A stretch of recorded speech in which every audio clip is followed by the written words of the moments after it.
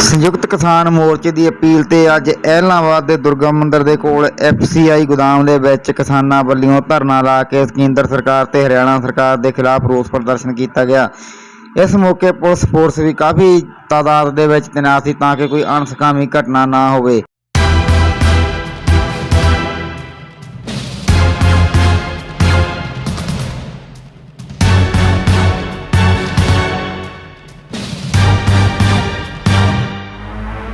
किसान मजदूर व्यापारी एकता साडा एकता जिंदाबाद। ये पिछले 4.5 महीने से संयुक्त किसान मोर्चा के आह्वान पर जो भी उन्होंने आह्वान किया है उससे अपने पूरी जनशक्ति के साथ ये एलनाबाद के किसान मजदूर विद्यार्थी नौजवान और ये सभी जो वर्ग हैं ये मिलजुल कर दिए गए प्रोग्राम को बड़ी शिद्दत और बड़ी जिम्मेवारी के साथ निभा रहे हैं। जैसा कि आज भी आपको मालूम ही है ये एफसीआई जो है गोडाउनों पर ये जो धरना और प्रदर्शन चल रहा है ये उन्हीं का दिया हुआ आह्वान है जिसे आज इलाके के किसान मजदूर विद्यार्थी और नौजवान इकट्ठे होकर यहाँ पर आज इकट्ठा हुए हैं। देखिए जी, आज का जो ये प्रदर्शन है ये एफसीआई बचाने के लिए किया गया।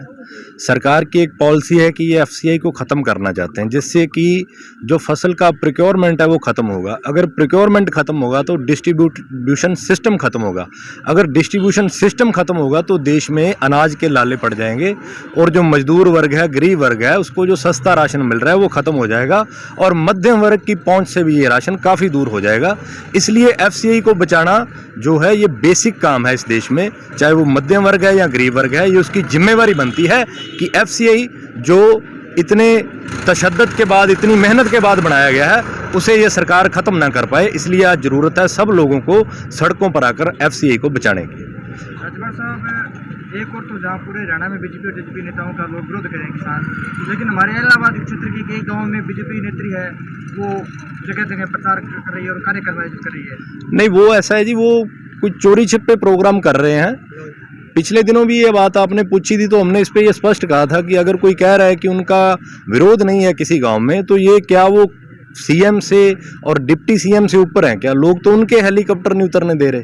और अगर कोई अपने लेवल पे थोड़ा बहुत कोई कर रहा है तो वो हमारी समझ से, हमारे नॉलेज से बाहर है। अगर वो बता कर आएँ तो उनका स्वागत किया जाएगा, चाहे वो कोई भी हैं, नेत्री हैं, नेता हैं, कुछ भी हैं। और आपने कल पूछा था आदित्य चौटाला के बारे में कि वो कुछ ऐसा कह रहे हैं किसानों को खड़ा करना चाहिए बंदा और वो पहली वोट डालेंगे। उसमें ये है कि वो हमें किसान नहीं मानते आदित्य चौटाला, लेकिन हम ये मानते हैं कि वो चौधरी देवीलाल के वंशज हैं। और मैं तो उनको ये कहता हूँ कि वो बीजेपी के जिला पदाधिकारी हैं, वो अपने पद से इस्तीफा देकर आएँ और हमारे यहाँ संयुक्त मोर्चे को एप्लीकेशन दें। हम उनके नाम पर भी विचार कर लेंगे, उनसे ही शुरू कर लेंगे, उनको लड़वा देंगे। अपना पद त्याग कर आए तो सही, पद त्यागने की बात तो करें। ये दो चीज़ें इकट्ठी नहीं चलेंगी, साथ में राजनीति और साथ में किसानों की बात। खुद तो किसानों को कह रहे हैं कि ये सही किसान नहीं है और आप जो है वो ये कह रहे हैं कि मैं इनको वोट दूंगा। अगर ये किसान सही नहीं है तो वो वोट क्यों देंगे? और अगर वो वोट देंगे तो इसका मतलब वो किसानों के फेवर में है, तो फिर अपना जो उनका पद है वो छोड़कर आए।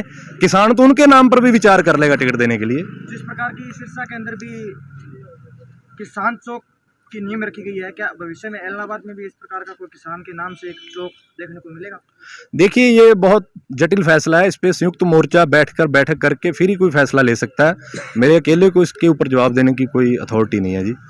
अगर हुआ ये संघर्ष लंबा चला तो जाहिर है ऐसे चौक चौराहे, ऐसे जो क्रांति के काम है, जो इनकलाब के काम है वो देखने को मिलेंगे।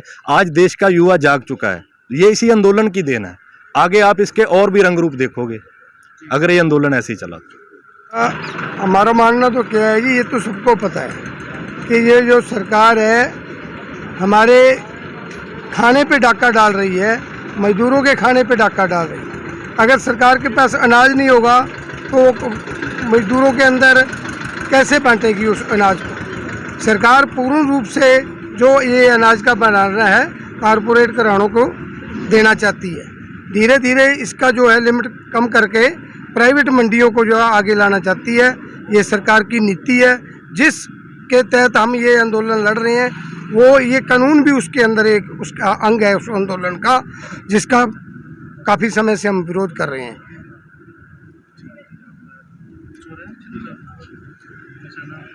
एक और है, एक साथियों, एक हमारे यहाँ कालावाड़ी के विधायक हैं, उन्होंने जो भी हमारे पक्ष के अंदर इस्तीफा देके कोई आया है नुमाइंदा, तो उसके बारे में उन्होंने कहा कि ये राजनीति विषय है। मैं उस साथी को ये कहना चाहता हूँ कि आपके पास भी मौका है, ये राजनीति आप भी कर सकते हो। अगर आप राजनीति करोगे तो किसान आपके साथ भी जुड़ेंगे। राजनीति कोई भी कर सकता है। इस आंदोलन के साथ जो भी किसान का साथ देगा, किसान उसका साथ देंगे। ये बातें कहने की कुछ और होती हैं, जब किसी से त्याग देना होता है, किसी का त्याग करना होता है, किसी पद का, बहुत मुश्किल होती है। भाषणबाजी करना बड़ी आसान बात है, किसी कैमरे के सामने बैठ के बोलना बहुत आसान बात है, लेकिन जब उस पर पूरा उतरते हैं ना अपनी बात पे, तो वो बहुत बड़ी बात है। सिद्धू साहब, हरियाणा के अंदर बहुत सारे किसान हैं, लेकिन इलाहाबाद के किसान हैं जो नेताओं के नाम पर क्यों ज़्यादा अटक रहे हैं?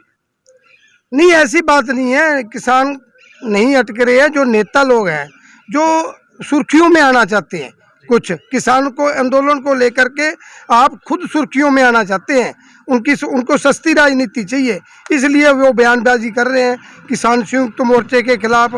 वो जब इसका आएंगे मंडी अपने हलके के अंदर, तब उनको किसान के, इलाहाबाद के किसानों की शक्ति का पता चलेगा कि किसान किस रूप में उनके सामने अपना वो उनका स्वागत करते हैं। एफसीआई का हम घेराव नहीं कर रहे, एफसीआई का हम समर्थन कर रहे हैं। एफसीआई सन 1965 में बनी थी और 1965 में उस टाइम में अनाज की बड़ी कमी हुआ करती थी। दो इदारे बने थे, दो महकमे बने थे, एक टीडी का बना था और एक एफसीआई बना था।